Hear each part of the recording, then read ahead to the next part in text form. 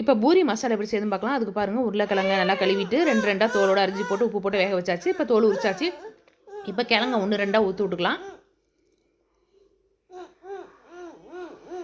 இந்த மாதிரி 1 2 அப்படியே ஊற்றி விட்டாச்சு. இப்போ பாருங்கள், அடுத்து எண்ணெய் ஊற்றியாச்சு. தாளிக்கிறதுக்கு கடுகு உளுத்தம் பருப்பு சேர்த்தாச்சு. சோம்பு பாருங்கள் சிறிதளவு சேர்த்தாச்சு.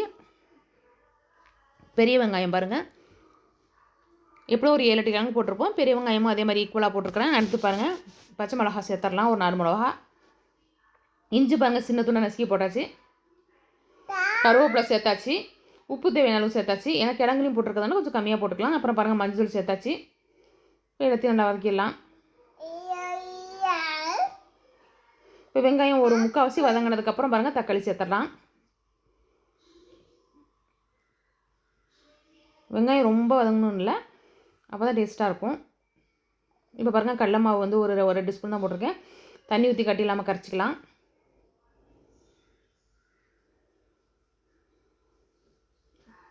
இப்போ பாருங்கள், கிழங்கு ஊற்றி விட்ட கிழங்கு சேர்த்துடலாம்.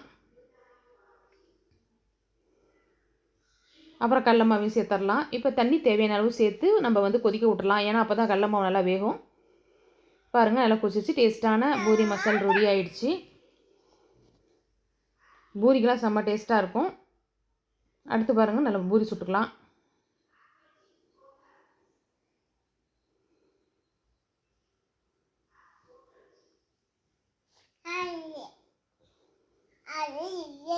செம்மையாக இருக்கும் பூரியும் மசாலும்.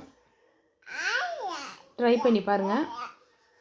பிடிச்சிருந்தா லைக் பண்ணுங்கள், ஷேர் பண்ணுங்கள், கமெண்ட் பண்ணுங்கள்.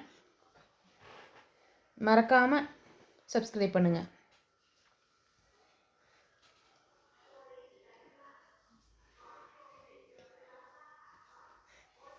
Thanks for watching this video.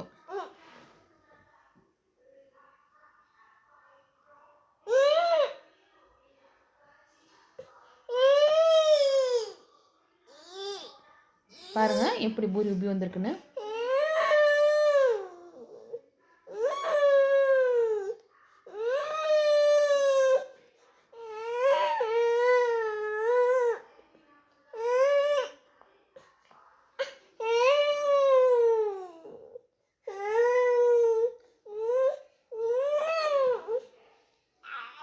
பாருங்கள், மசாலா வச்சாச்சு.